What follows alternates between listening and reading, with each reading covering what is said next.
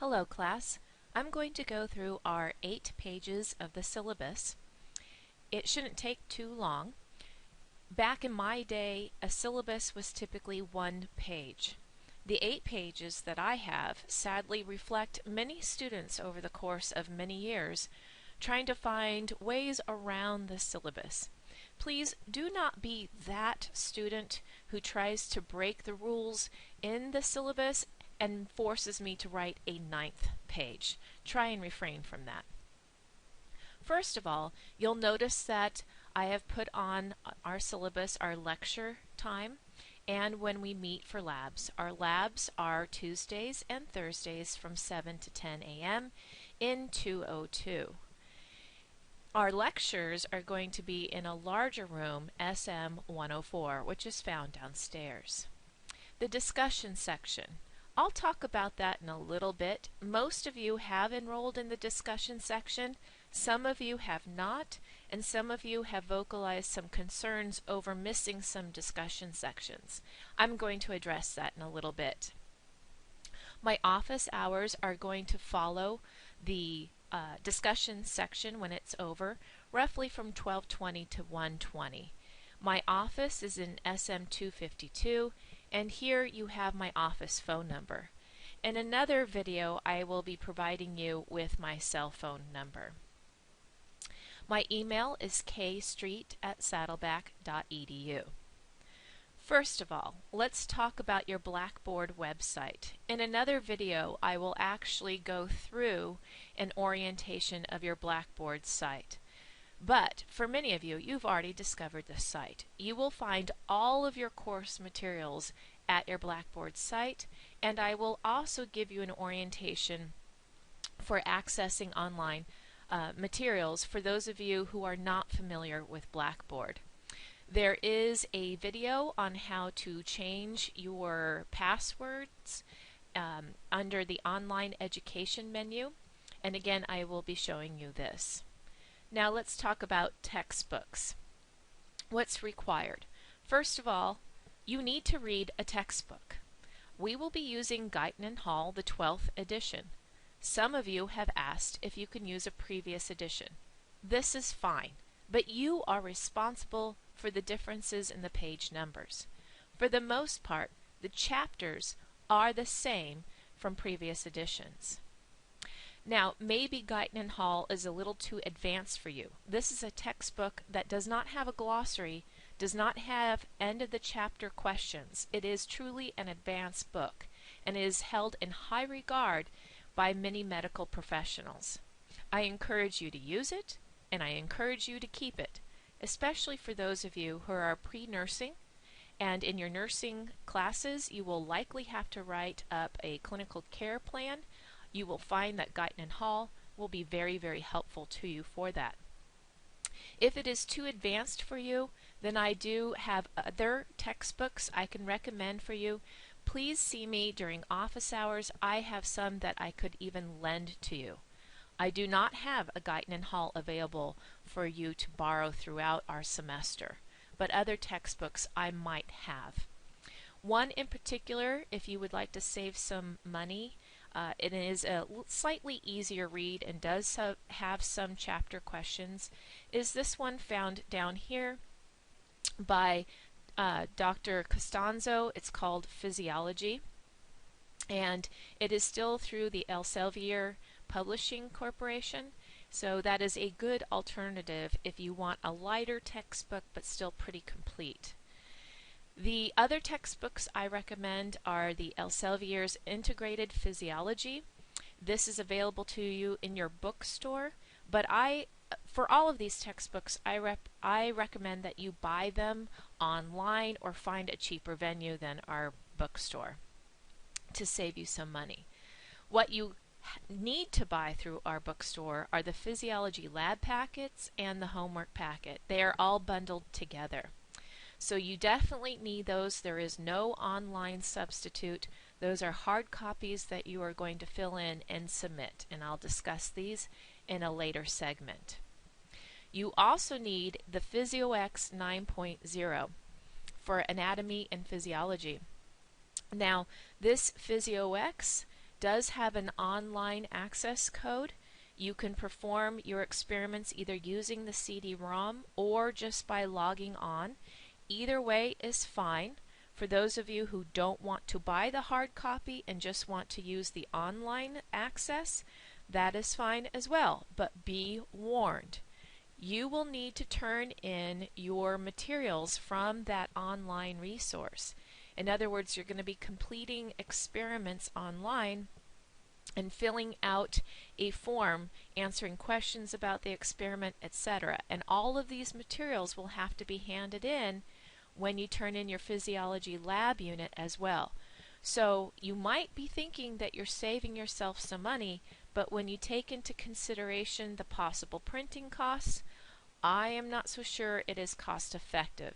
And again, I will be discussing the schedule for turning in the lab units and the PhysioX in another segment. Moving on through our syllabus. On page 2 here, I also need you to turn in to me by the second week of class, the beginning of the second week.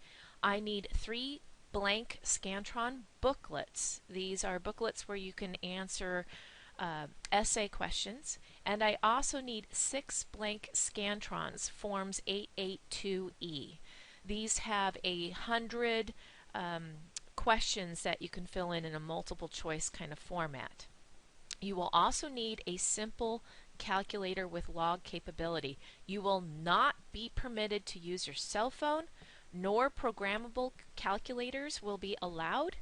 If you do not have a simple calculator, one may be provided to you, but I have found in my personal experience that students get really used to a particular way, a particular calculator, and sometimes with that log function they want you to hit the button first. Other calculators, the log function is hit last, and I will explain to you how to use your personal calculator. And the reason why I'm bringing this up is when students learn how to use that log function on their calculator, on the test day, if they forget their calculator and they borrow one of mine, it might have a different program, meaning log needs to be entered at a different point when you're entering all your data. So it can be a sad moment. So I encourage you to get a simple $10, $12 calculator with log capability, bring it to class, and I will teach you how to use it. Now, the human physiology discussion. This discussion is not required for you to enroll in. However, you will find that enrolling in it is to your advantage. It gives you extra units. It turns this 4-unit class into something more substantial. You get a totally different reporting grade for that discussion section. If you have not already enrolled in it, you will need an add code at this point if it's the first day of class. So please just email me for an add code for the discussion section. The grading policy on the discussion section will be covered in just a moment. But by enrolling in this discussion section, you will be allowed extra time to take your exams. I highly encourage you to do this. Extra time is valued by students. During this discussion section, not only will I be covering big concepts regarding the content I covered in class, but oftentimes I use it to continue lecturing. So if you don't enroll in it and you don't stay for that time, then you are still going to be held liable for that information. Look, you might as well get credit for it. Now the grading policy. The lecture exams. A typical lecture exam has roughly 100 points associated with it. A typical lab exam has roughly 80 to 90 points. Your lab manuals and homework packets are anywhere from 36 points to 50 points. But you should be looking at this equation here on the center of your screen. You'll notice that your scores are weighted. That means they are not calculated on sheer points. You will have 5 lecture units and a cumulative final for 6 total exams covering lecture material. You'll notice that those exams are weighted at 60% of your grade. That means each lecture exam you take and your final are worth roughly 10% of your grade, regardless of their point value. Let me explain. If I make your Lecture 1 exam only 5 questions long, it is still going to be 10% of your grade. Your lab exams, you will have 3 of them. That means each of your 3 lab exams are going to be worth 10% of your grade. Take-home message, any exam you take, regardless of the point value, is worth 10% of your grade. Now look at the very bottom part of the equation. All of your lab units and physio X's and quizzes that might be given throughout the semester and homework packets, all of those, regardless of their points, they might be thousands of points, all together collectively will only represent 10% of your grade. And let me explain this. Don't slack on your homework packets and lab packets. These are the equivalent of 1 test grade. This is what we say in teacher speak is an alternative assessment. As long as you turn in this work complete and on time, it holds the same weight as an exam. I do not mark you down for incorrect answers. You simply need to fill those packets in and turn them in on their assigned date. And I will point that out in the calendar. So as I just mentioned, you will have 5 lecture units and 1 cumulative final exam. You will always be able to review your exams. Always. They will be given back to you during a lab session. I will call you up to my desk. You must stay at my desk because you do not get to keep your exams. I will explain why in class. During this time, when you are up at my desk, the answer key will be provided to you. You are expected to check your Scantron to make sure there weren't any problems that were marked wrong incorrectly. If you are going to have a grievance over your written material and you want me to regrade it, proceed with trepidation. This may work to your disadvantage. I might find that I need to subtract a point or 2. I will also provide to you examples from your fellow students that scored a perfect score on the written portion, so you can compare what you wrote to what one of your peers wrote before you even attempt to grieve your grade. Anything that needs to be anything regarding your grade that needs to be changed, I need to know about it immediately in writing within 24 hours of you looking at your exam. Waiting to the end of the semester to grieve a grade will not be entertained. The same rules apply to your lab exams. You will always be able to review them. You will be handed them back during a lab session when you will be called up to my desk to look at the answer key, just like I described in the lecture exams. Now, regarding that discussion section, it is a completely different ticket number, and you will be graded based on your attendance to your discussion sections. You can miss up to 3 discussion sections and still hold an A in that class. If you miss 4, you will get a B. If you miss 5, you will get a C. Anything more, you will get a D letter grade. Or if you miss more than 7, you'll get a failing score. Now, I want to point out that if you do not pass the physiology class itself, then you will not pass the discussion section either. This is for good reason, and this is for repeatability issues. Meaning, if you end up taking the physiology class with another professor at Saddleback, say Professor Perez, you will want to enroll in his discussion section. But if I give you a passing grade for the discussion section, you will not be permitted to re-enroll. So the caveat is, if you do not pass the physiology class proper, then I will give you a D or an F in your discussion grade, which will match your lecture grade. Lab manuals, PhysioX, homework, and quizzes. Well, any quiz I give during the semester will be announced ahead of time. I do not believe in pop quizzes.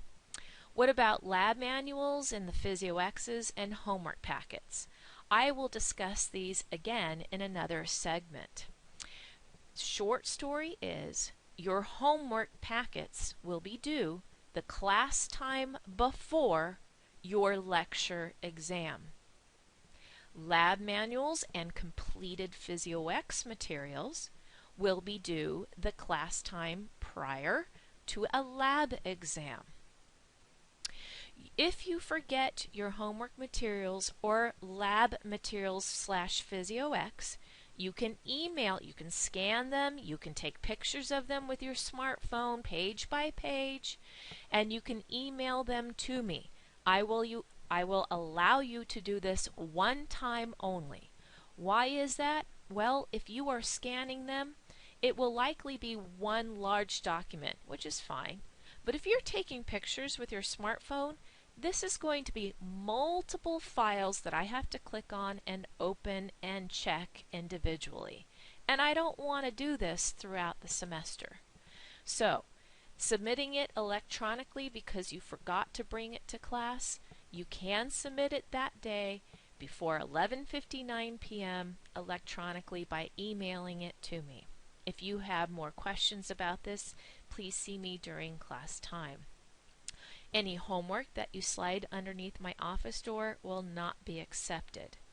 If you come back to campus later the same day that the materials were due and you want them to be put in my mailbox in the division office, that is fine, because the ladies in the division office will date stamp it and put it in my box, and I will return it to you the next time I see you. But anything slid under my office door, no, absolutely not. Beyond the day that the materials are due, I do not accept late work. Don't even try. It's not worth it.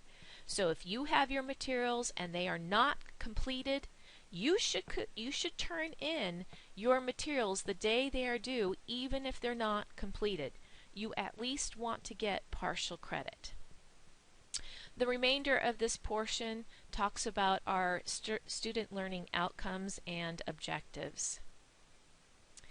If you have registered at the Department of DSPS, which is basically special accommodations for testing, that is fine. I am very familiar with this.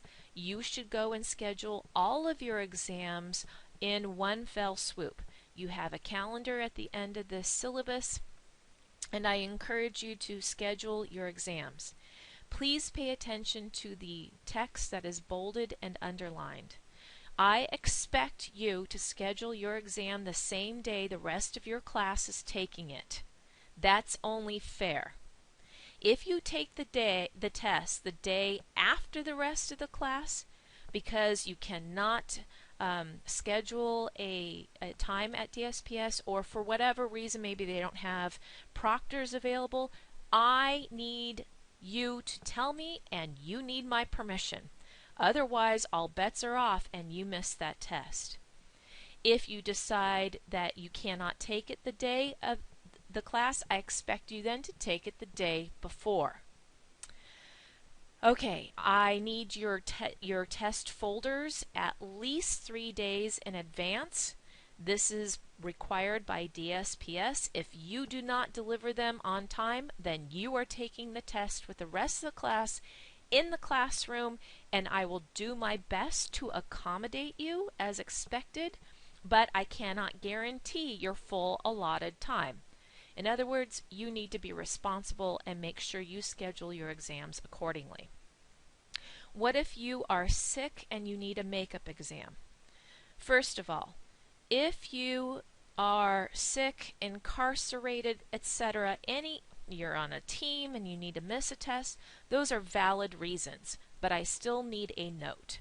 I need a valid medical note from a doctor, nurse practitioner, or physician's assistant. A chiropractor is not a valid professional who can tell me why you missed a test because you had the flu. So it needs a valid professional note, and you should know I'm going to call and verify.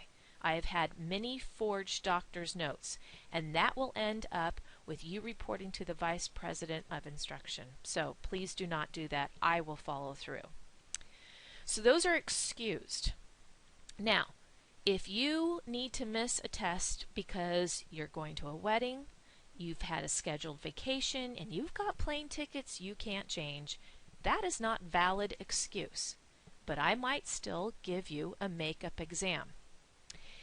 In that case, if and when a makeup exam is given, you will have an automatic 25% point deduction straight off the top.